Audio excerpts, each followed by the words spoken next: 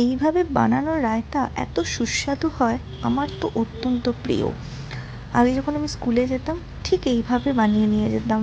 তখন পমেলিদি কবিতাদি ওরা এইটা খাওয়ার জন্য ওয়েট করে থাকতো, সবাইকে এক চামচ করে দিতাম, তারপরে আমি খেতাম।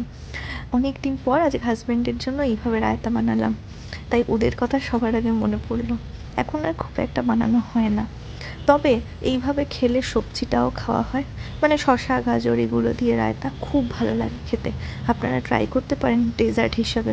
এখানে মিষ্টিতে অনেকে, যাদের সুগার থাকবে তারা স্টিভিয়া ইউজ করতে পারেন। আমি বাতাসা দিয়ে খাই, অত্যন্ত ভালো লাগে। তবে একটু মিষ্টিটা দিলে, নুন মিষ্টির ব্যালেন্সটা হলে ভীষণ খেতে ভালো লাগে।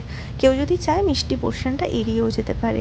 সমস্ত মশলাগুলো আমি দেখিয়েও দিয়েছি, প্লাস আমি ক্যাপশনে দিয়েও দিলাম, কেউ পারলে দেখে নিতে পারেন।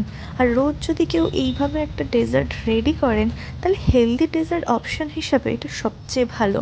প্লাস এতে যে কোনো সিডস অ্যাড করা যেতে পারে, যদি অ্যাড করেন তাহলে সেটা অত্যন্ত হেলদি এবং খুবই ডেলিশিয়াস খেতে হয়।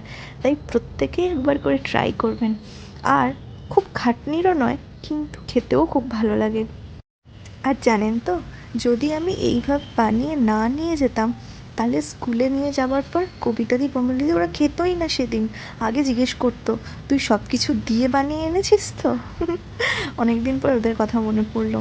এই ডিশটা যখন আমি আমার হাজব্যান্ডকে দিই, এর সাথে চিল্লা দিই, পরোটা দিই, ছাতুর পরোটা দিই, যেটা কি খুব ভালো সাইড ডিশ হিসেবেও কাজ করে। আপনারা ট্রাই করুন, ভালো লাগলে কিন্তু অবশ্যই জানাবেন এবং শেয়ার দ্য ভিডিও।